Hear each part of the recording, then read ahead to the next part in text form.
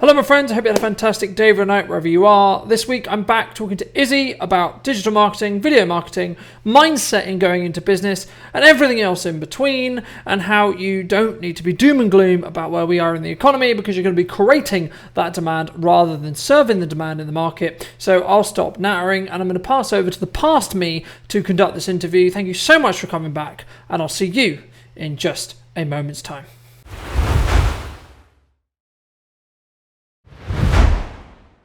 Thanks very much, Carlton. I'm Izzy. I'm one of the co-directors of the Breakaway Studio. We're a post-production service for all of your video editing and animation needs. So we collaborate with you to produce engaging and memorable video content so that you can focus on what you do best in your business, basically. So we do anything from 5-second logo animations and short social media clips, all the way up to long-form content like documentary films and video podcasts. Thank you so much. Welcome to the show. All of those wonderful things. And it's a very interesting space, the video space right now, because I think for a long time it's been very expensive in theory, or the perception of doing video has been very, I do a professional video, so I'm going to spend lots of money. Yeah. What would you say? I think you can do it without spending a significant amount of money. What do you think?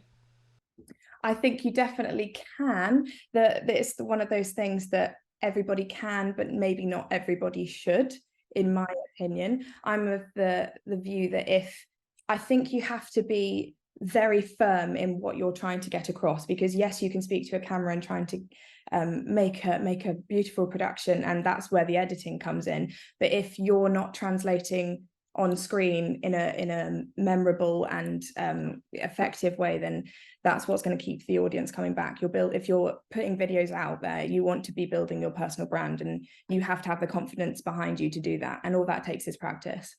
No, I completely agree, and I think it's one of those things which, especially when people are starting out, they don't have that. Right. Yeah. I mean, yeah, which is completely fair enough. They're terrified of the idea. They don't have a comfort zone. It's such, not everyone. I've had some guests that are like, look, I'll be honest with you, Colin, love the idea of the show. That's terrifying. Don't really want to push myself that much. Don't really want to come on the show, and that's the only reason. I'm like, okay, cool, all good, right? The offer's there if you want to take it, down the line.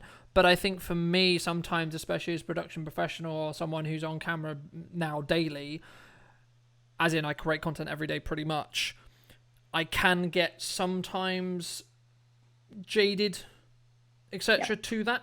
And I think that something that I'm going to try and ground myself in more so is the ability to understand and trying to be empathetic with those people who are starting out again and etc. Because they don't all have 10 years of experience. They don't all feel comfortable looking into a lens like I am now, or talking to a stranger, or etc. etc.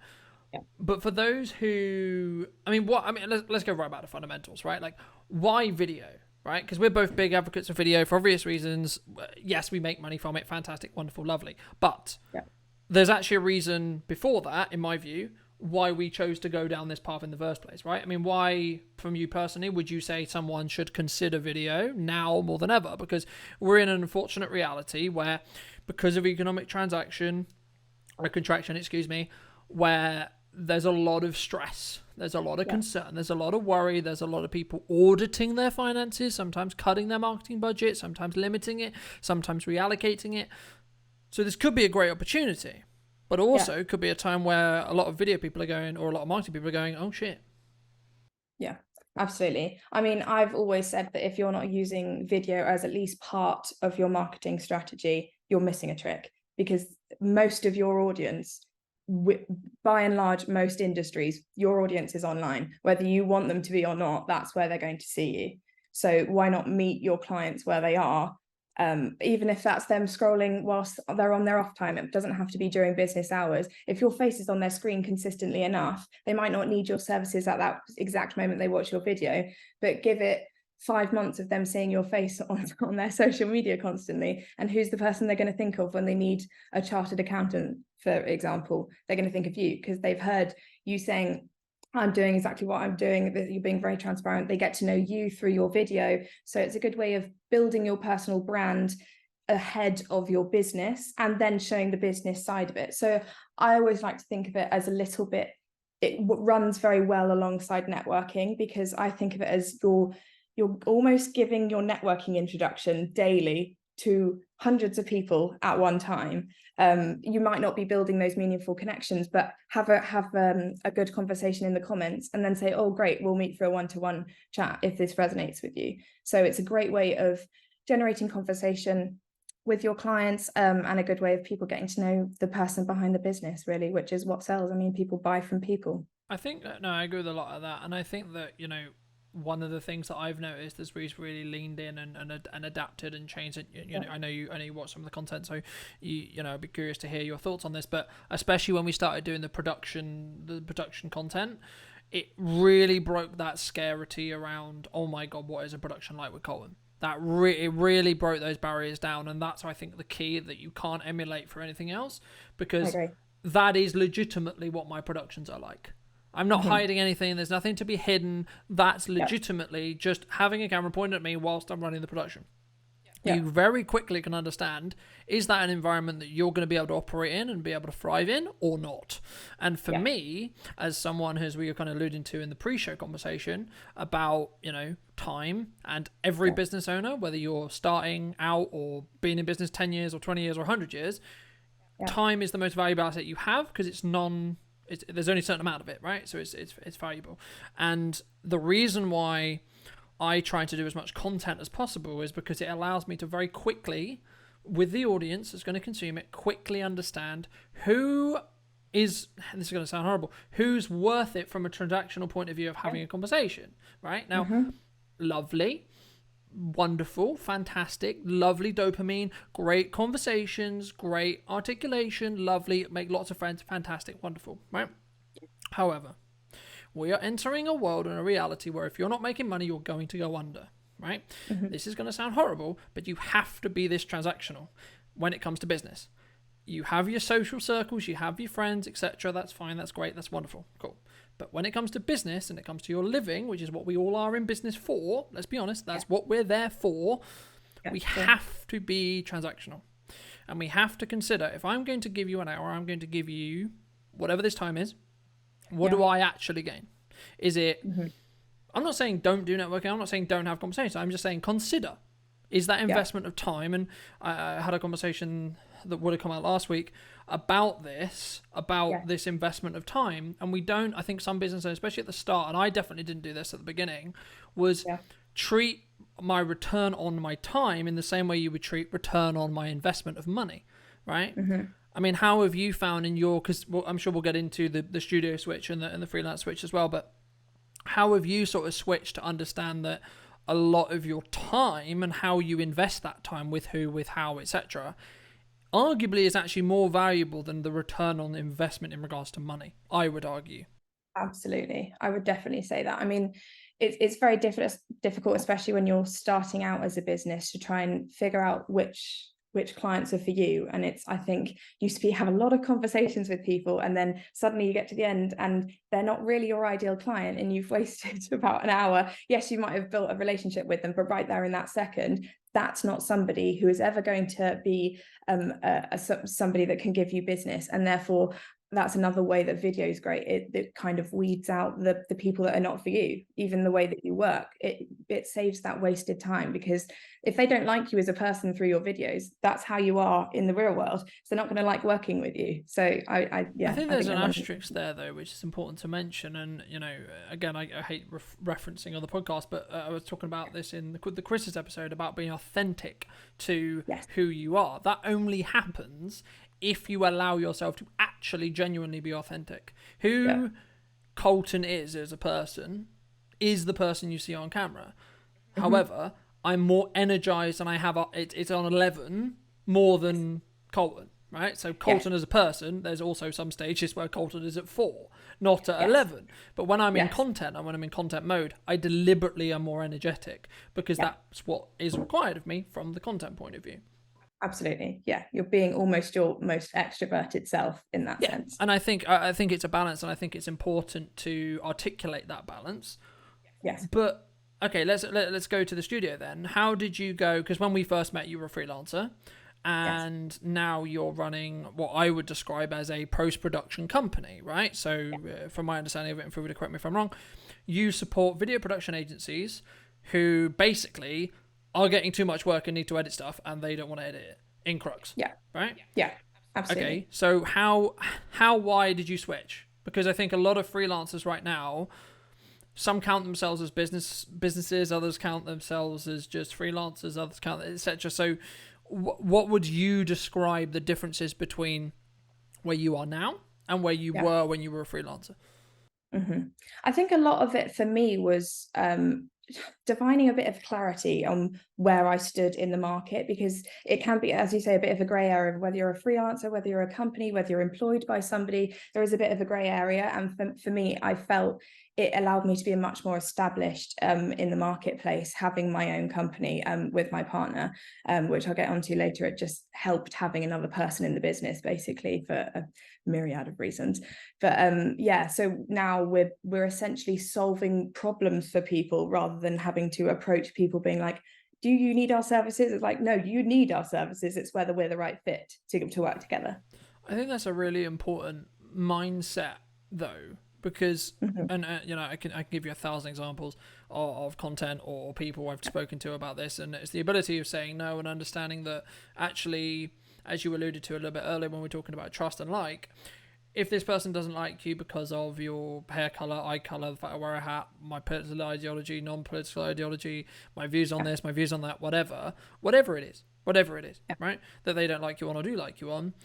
It's about understanding who your tribe is, and then just focusing on how can you add value to that tribe. Because if you don't, you then become nothing to anyone instead of becoming everything to someone. Right now, that isn't technically mine. That's Reza. Thanks, Reza, if you're watching. And that's exactly what I mean. I've synergized, and I've been fortunate enough to actually have clients who can be part of my growth journey as well as paying me. Right now, that's the best case scenario for anyone listening. If you can be in a situation where the person that you're working with is ahead of you in business and can give you that knowledge, and your job as a videographer is to document them speaking that knowledge. That's golden in that respect, but that's not necessarily easy to come by, and it actually comes with a level of, I guess, confidence in yourself to say to someone else or to people who aren't necessarily you or don't synergize with you, no, right? Yeah. How did you always have this? Because I think that's, if you don't have that ability from day one, it's one of the hardest to develop. It's not impossible, but it's difficult, right? And if you didn't, how did you develop that? How did you start building that muscle to say, actually, no, you're not the right person for me, regardless of how much money was on the table? Because sometimes I've said no to people who, there's £10,000 deals on the table or more, right? Like this is potentially a big long-term club. I'm like, it's not going to work. Yeah, absolutely. I would say that probably didn't come naturally to me, if I'm completely honest. I think when you're first starting a business, you jump to the shiny. Someone's asking for your services. Of course, I at the time I needed the money, so of course I'm going to try my best to do whatever you're asking of me. But that doesn't necessarily fit into my skill set, nor does it fit into the clients that I want to work with.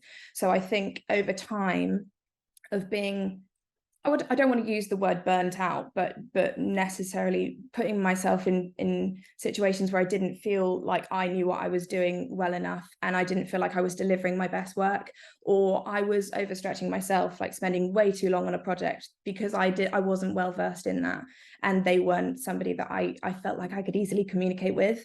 So I'd say that definitely came with time. I've been working professionally in the industry for over 1.5 years now, so I've gotten to know the kind of people that I can get along with, the ones that I'm not afraid to communicate with and be like, I need this problem, is this okay? If I don't feel like I can do that with you, or if you're like really busy 24/7 and just for that very 5 minutes I just need does this fit with your brand correctly? Yes or no? That's fine. Yeah, absolutely. So people that don't fit that bracket for me, I've just learned to be very firm and say that's not something that we offer. I know people that do, if that helps. And I'm happy to keep in contact if there's anything that we fit in the future, but it's not something I offer now. So I do think it just comes with time. I think that's a really important point that you started with, which is, no matter where you are in business, there's certain times and certain realities where you have to, what I would describe as eat shit, right? Yeah. And that might mean you do that job that you don't really want to do. You take on that client you really don't want to do because you've got to make the money. Yeah. That's the reality. And as the economy gets harder, as things get more difficult, there's going to be more people in that position, right? Yes. There's not, it's that we're talking about different things here. We're talking about, are you in a survival mode, e.g. I need to create that money to survive, or are you in what's called a performance mode, which is where you can only take the work that's best suited, that you can perform at a high level, but also allows you to work less in the business and work on the business more. So I mean, I've been very fortunate with and very lucky and very strategic in how I operate, as you may know, is I always treat Brunton Media as the highest paying client regardless of what client work's going on. So what that means is I'm constantly growing, and in theory, some would disagree with this and etc. But I'm very transparent with this, and I talk about it in content a lot, etc., because it allows me to actually become really good and really proficient at what I do. So then, when I'm having a conversation about a client's podcast, I can go, "Well, we're using this, we're doing this. This is working really well for me," and it's not always a metric-related conversation. It might be, this is how I'm using my podcast to generate the access to talk to someone who I otherwise wouldn't be able to talk to, and or position me in their network as the go-to expert. There's a lot of reasons about why you do it that isn't always transactional, isn't always related to viewership, right? Of course, viewership's important, and audience retention and so on, all these things are important, but they are to be taken in the context of everything else. Yeah. But just quickly moving back to, the studio and why you did, I mean, what is the unique selling proposition for you to a video production company that might be listening to this? So it could be me, it could be someone else, etc., etc. Why should I, instead of hiring a freelancer or a camera operator who can edit or etc., hire yourself? Yeah, absolutely. And that's a totally whether fair that's question. either as a studio or personally you. Yes. Yeah, absolutely. Well, one of the whole reasons we set up the business was because I work in video editing. My partner works in motion graphics, and I was having to ask him all the time for help on certain projects and stuff. You don't want to have to be outsourcing my own work to other people. So it kind of, I mean, we heard it from loads of people saying, why are you not working together? So there's your reason. You're basically getting two eyes for the price of one. You're getting a motion graphics artist and a video editor, just to work on your project, basically. So saving you time doing something that I do 24/7, so that I don't even need to look up from my laptop to get something finished, whereas that saved you an hour, 3 hours in your working day that you can spend bettering your own business. So yeah. And we talked a little bit about why video specifically, but you and I both are massive advocates for having podcasts, right? I mean, we're talking on one right now, so hey, here we are. Why podcast? Why long form? Why specifically, right? Because it's really simple and really easy. We pick up my phone, here's my thought of the day, whack it on social, cool, fantastic, job done, right? But there's a lot more effort investment, there's a lot more time investment, there's a lot more in general to run a show on a schedule and entertain the idea of running a show, entertain the idea of I have a podcast, right? That comes with the level of status, that comes with the level of look at me, I have a show, but also a level of responsibility, right? Because I've said I'm going to be weekly. Okay. We're recording this at the end of September because I expect October to be busy. That's why, right? And this probably won't come out till mid to late October deliberately, and that's why I'm able to stay weekly. So it doesn't actually matter how production busy I am, because I'm able to batch record, and that's a strategy I've built. But that does give me kind of a yardstick to go, I can't really talk about anything that's relevantly topical either, right, as well. But just quickly moving back to the point, I mean, why should people consider long form, right? Because maybe some people are like, yeah, but that's a large investment. I'd rather just pick up my phone or pick up a camera or hire a videographer a day and then just knock out 40, 50, 60, 70 little clips that's maybe 90 seconds to a minute long that are going to sit on social and do more for my business. And that's a completely fair argument. I mean, a lot of people go down that route, and I'd say that both is the way to go. You do short form for that very purpose, and you also do long form to add that depth into who you are and what you do, because people, again, want to get to know you. They want to get to know how you speak, and you're adding value to other people. I mean, the amount of times that people listen to podcasts in the car, and that's just using their brains a little bit. I think I would like to think that the market is moving towards more. I would say that people are moving more towards wanting to have business development and self-development in their life a lot more. even in their free time. I think people are becoming more knowledgeable about how precious time is. So if they can stick something on in the background, be that long form content or short form content, it's better to have a long podcast that they can listen to in the car, have a video podcast that they're watching whilst they're working. I think that really adds value, and is a good way for you to showcase what you do to people, have good conversations, and people get to know you. Absolutely agree with all of that. That's very audience based, but I think as well there's going to be a percentage of the audience that maybe question, okay, well, what's the value for me creating it then, me personally though? Because for audiences, absolutely, yeah, there's that culture shift, there's that look into, I'm going to be self-development, I'm going to grow, I'm going to develop. And I think, and it's funny because I keep saying to people that I was born in the perfect time, and I was, because I grew up as the internet developed, I grew up as video got prominent, and then I was doing video for a long time around that time as well. So by the time it was what we would argue, which is what we're in right now, I would argue creating video content is in a golden age right now, I would argue, right? If you're not doing it now, you're missing a trick, but also you're going to miss the 95% of the attention that you could be gaining and could have in your brand for the next 20 years, because every single social media platform and every single attention grabbing conversation platform wants video right now. Yeah. That will not be true necessarily in 5, 10, 15, 20, 25, 30 years, right? Yeah. We don't know. We've got no idea. There might be something brand new. As quickly as AI is growing, it might be something related to that. Who knows? Exactly.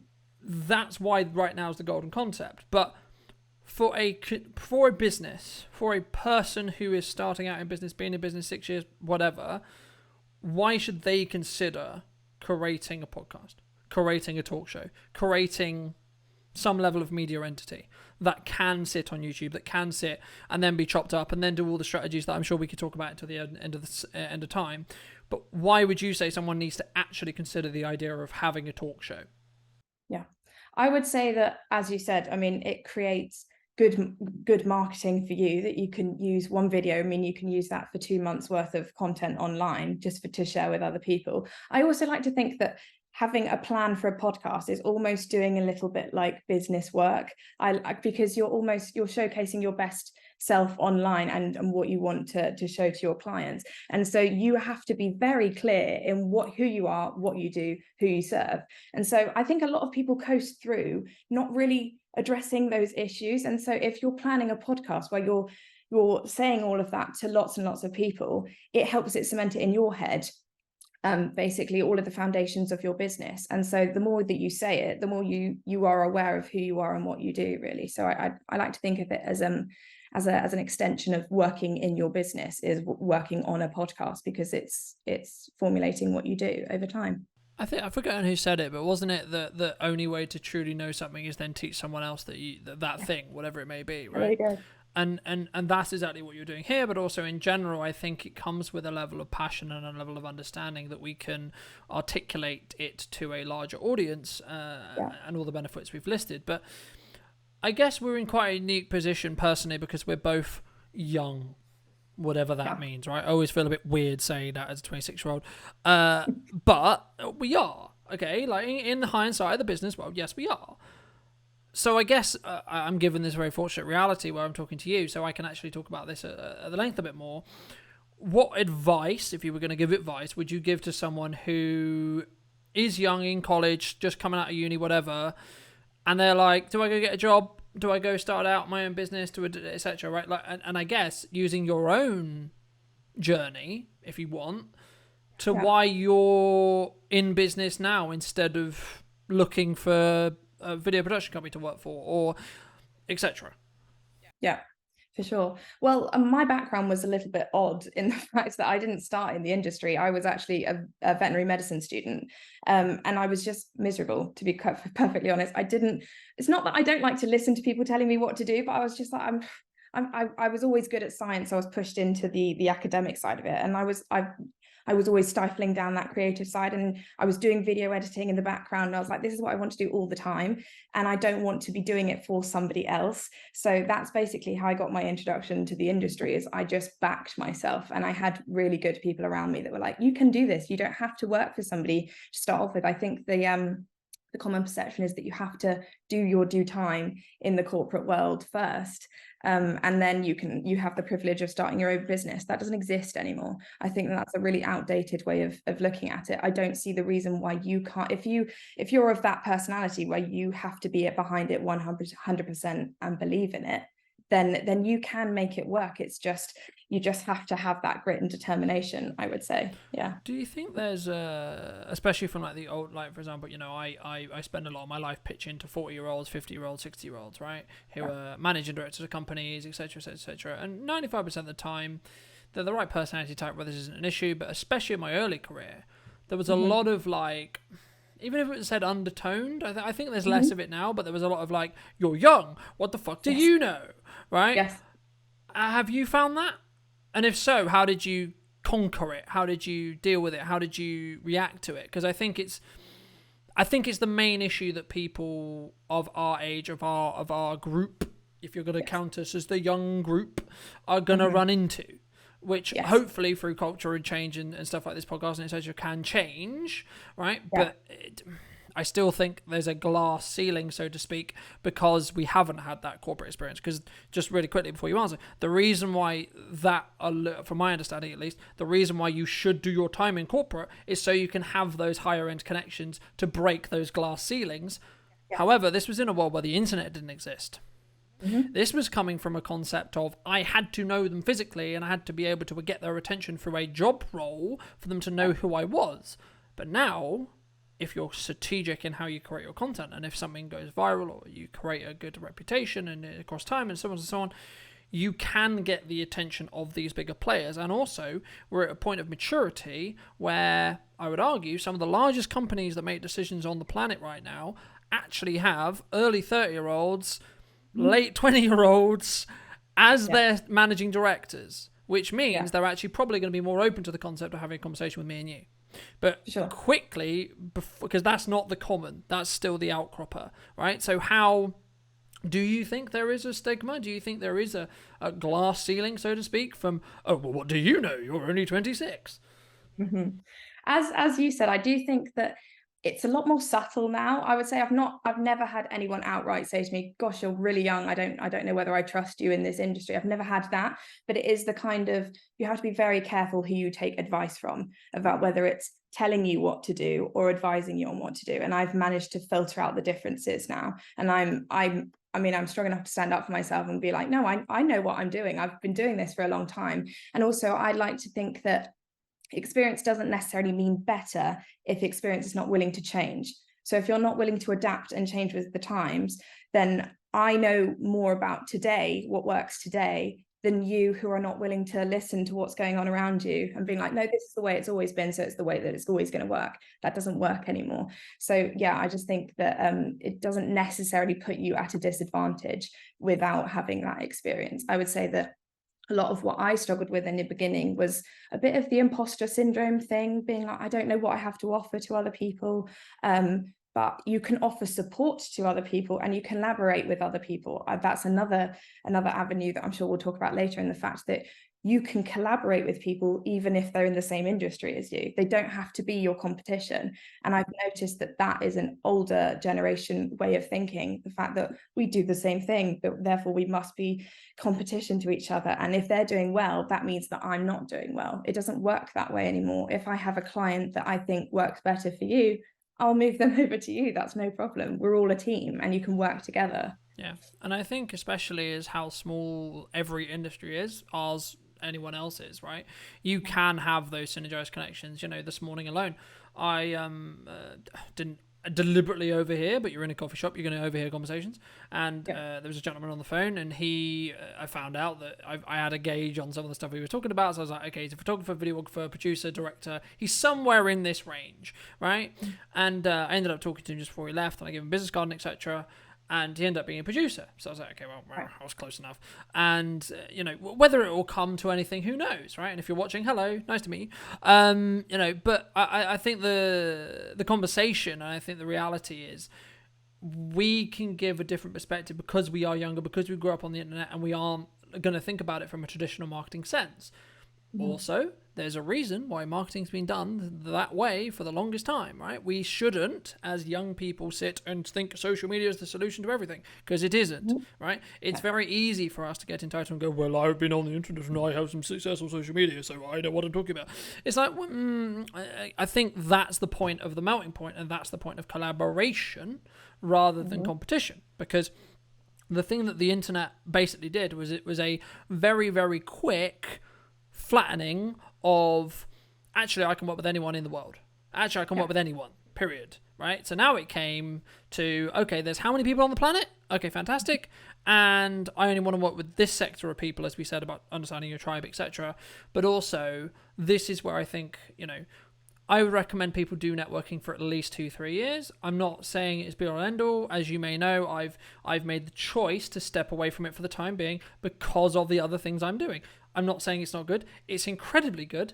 I'm leveraging the network I've built across the last 7 years. That's the reason why I'm able to do it, because I did all this networking in these conversations. But I think it's about appreciating and understanding where you come from and what you need to give your time and energy to.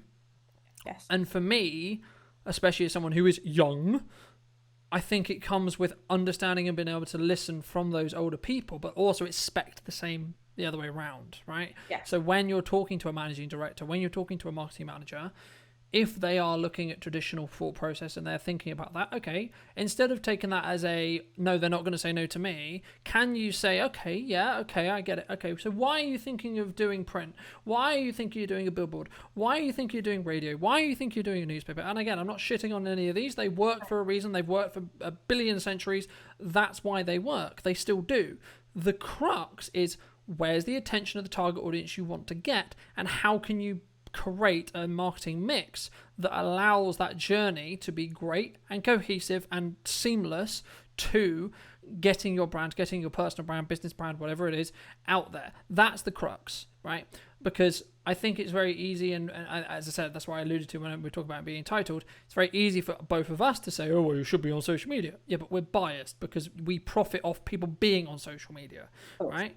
So of course we're going to use it because it's the best articulation of saying, hey, by the way, you should be on social media, because it actually would create an alarm bell if we did work on social media, we did work on websites, etc., and we weren't on those things.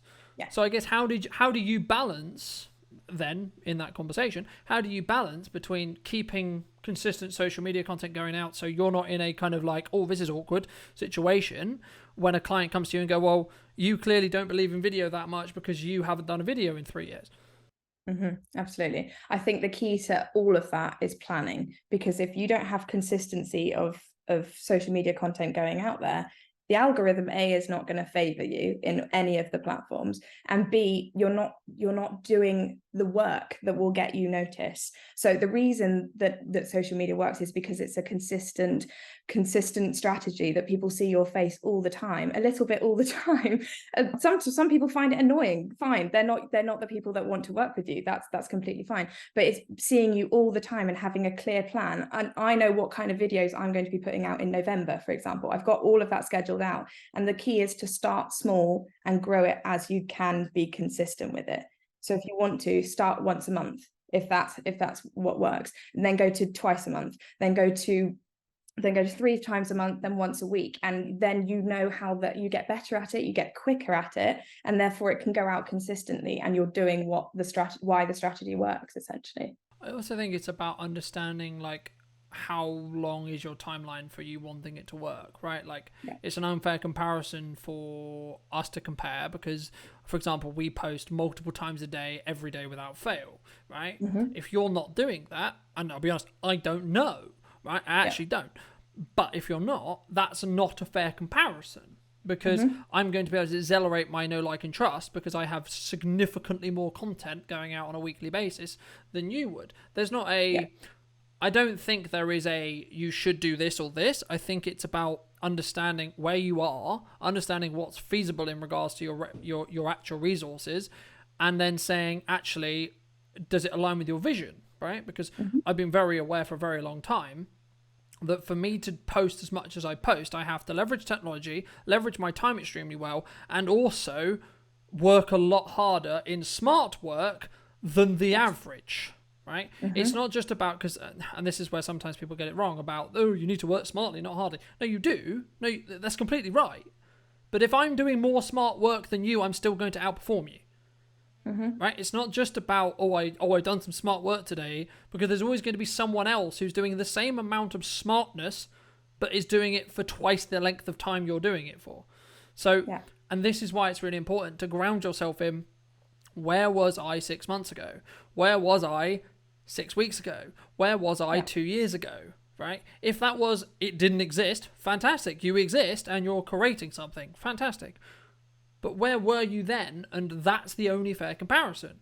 And this is why I think some people, if they don't have that mindset, will look at competition lockouts. They will look at everyone as a competitor. They won't look at collaboration, because they can't see, because, you know, I could sit here and go, oh, you're a competitor of mine, so I'm not going to have you on the show.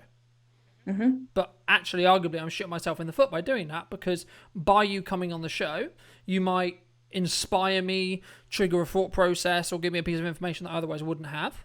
Okay, number one. Number two, actually by us collaborating on this piece of content, we're able to cross-pollinate in both of our networks to say, hey, by the way, this is what I do and this is who I serve, right? So there might be people in my network that will be perfect suited for you, and vice versa.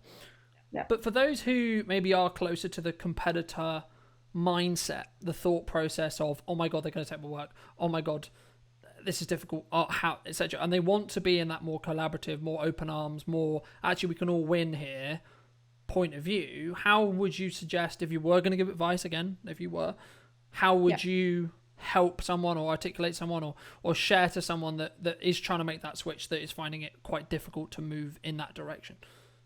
Yeah, I would say that it definitely takes a bit of a mindset shift, and you have to be open to the fact that you have to have an abundance mindset, and the fact that there is enough work for everybody, and not all of the work is going to be perfect for you, and somebody's win doesn't mean it's a loss for you.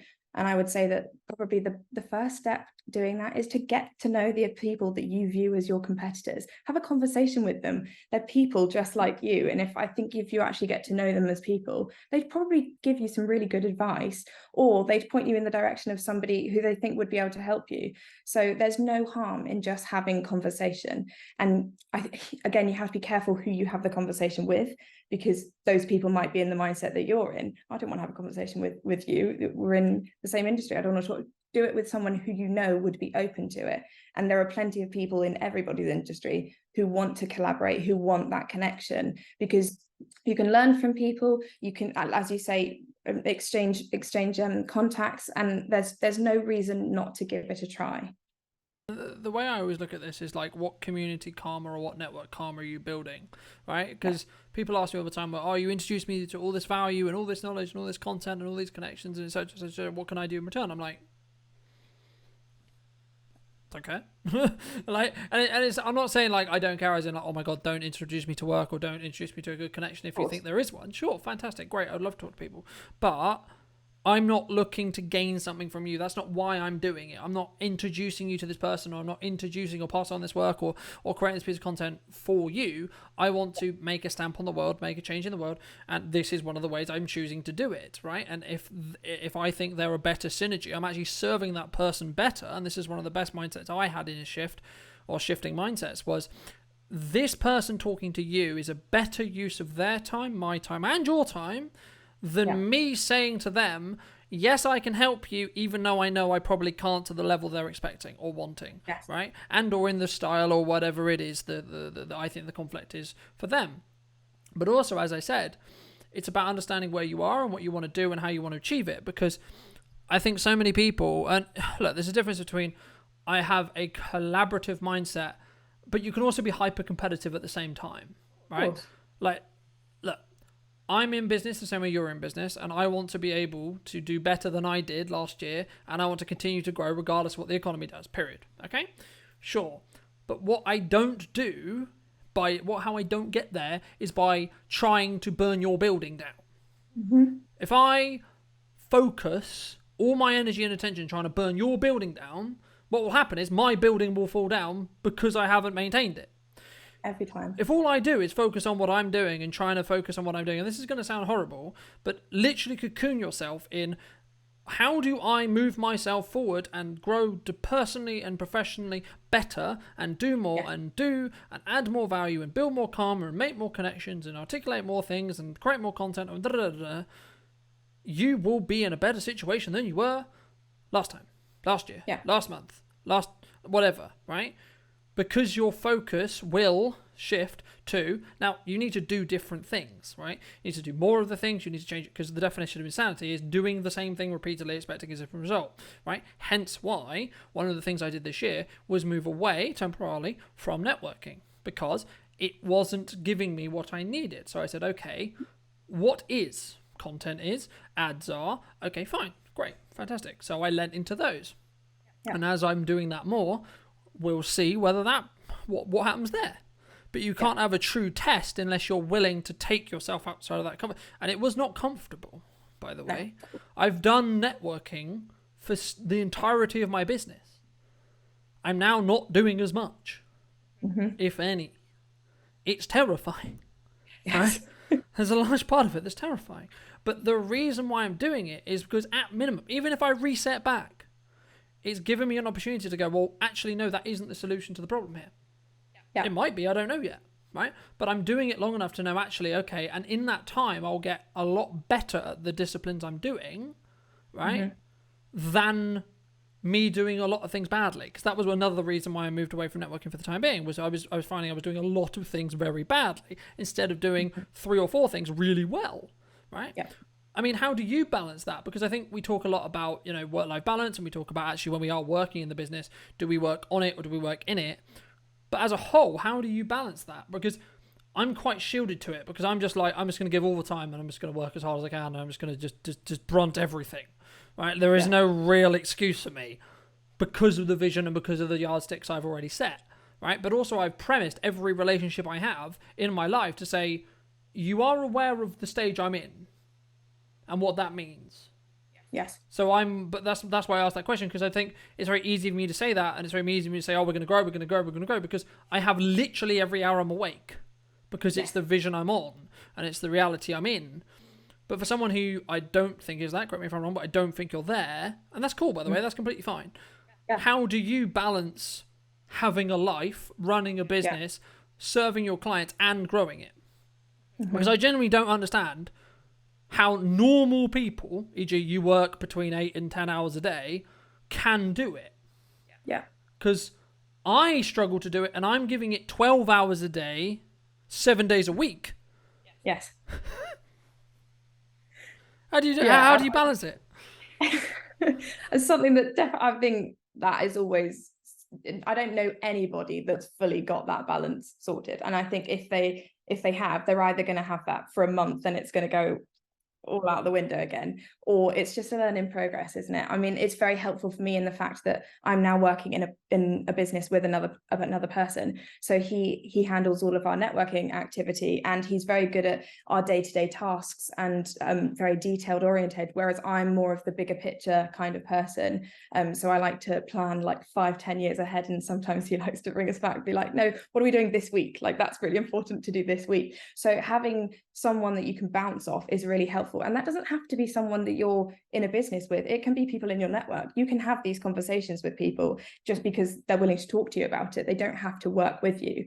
But for me, I've always found preserving my peace to be very important, because I know the way that my brain works, in the fact that if I don't give myself at least like an hour in the evening just to do nothing, I won't be my best self the next day. And so the only way that I can do that is be very, very strict with myself. And I can still, I know in my heart I can't take on more than that, because that is my limit. Some people like yourself obviously don't work that way. You can work 24/7. I can do that up to a certain extent, and I did all through my teen years and my very, very early 20s, and it didn't work for me. It only led to me feeling depressed and having mental health problems, and so I'm never going to put myself in that position again. So you have to firstly know yourself, know what you're capable of at that time. That might change in a year. I might be a completely different person. I know what I'm capable of doing right here, right now. And so you put the boundaries in place and the support behind you to be able to do that. No, I completely agree, and I think that's a really important point, right? I mean, there's two there that I'll say. Number one, like mental health is a very personal thing. Number one. Number two, knowing your own limits is different to what someone else in society is going to say. Oh, you're working too hard, right? In my experience, and I've just published a podcast at the time of recording that talks a lot about this. That is about, you know, actually there is maybe a third one where people genuinely care. Okay, yeah, I'm sure there is. But actually, the crux in most cases is, are you pushing yourself to your limit? Number one. Number two, are they jealous, concerned, etc.? Is there that level there when you're pushing yourself to a limit? Because oh, God forbid, I might achieve more than you, even though I'm younger than you, right? Yes. Etc. Right? But also, number three, you have to learn yourself. I can only do what I do because I've gone through suicide, because I've gone through mental health, because I've pushed myself to the point of breaking, right? Not like up to the edge. No, I actually broke. And I know what that's like, and I wouldn't recommend anyone goes there. But also, I have an inherent hunger within me that is my strongest asset, which is I don't give a shit how hard this is. I'm going to do whatever is necessary to make this work, right? Yeah. And when I'm coaching business owners, especially people starting out, I test their hunger level by giving them very, very, very difficult things to do very early, because otherwise you won't survive. You won't. No. Because as we look at the economy and as things get harder, and I'm not all doom and gloom, the world's over, blah, blah, blah. It will recover, right? There is a caveat I have to add all the time when I say this. It is going to happen. This is what happens in cycles and so on, so on, so on, right? So it's not the world is over kind of worldview. But there is a reality where we need to understand the next 2 years to 3, maybe less. If we're lucky, let's say less, but let's say 2 to 3 years for the sake of the conversation, is going to be harder than the previous 2 to 3, right? Sure. It is. Which is going to require a certain level of grit from 95%, right?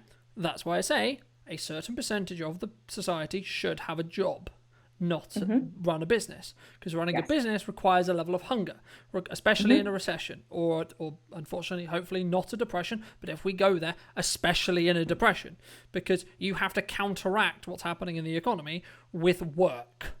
Yes. Not magic, not money, not good thoughts, work. Sheer determination and work. That's it. And I think sometimes, especially young people, find that easier because we have more energy to burn. But also, I think it can be very simple and very easy if we've been in business for a long time to sit on our morals and be entitled and say, well, I've been in business 10 years, so I couldn't possibly go under. Yes, you absolutely can. Yes, you absolutely have the ability to go under in the same way I do, in the same way. And actually, arguably, the stakes become higher the larger you get. As I alluded to a little bit earlier, there is a principle where I've started like...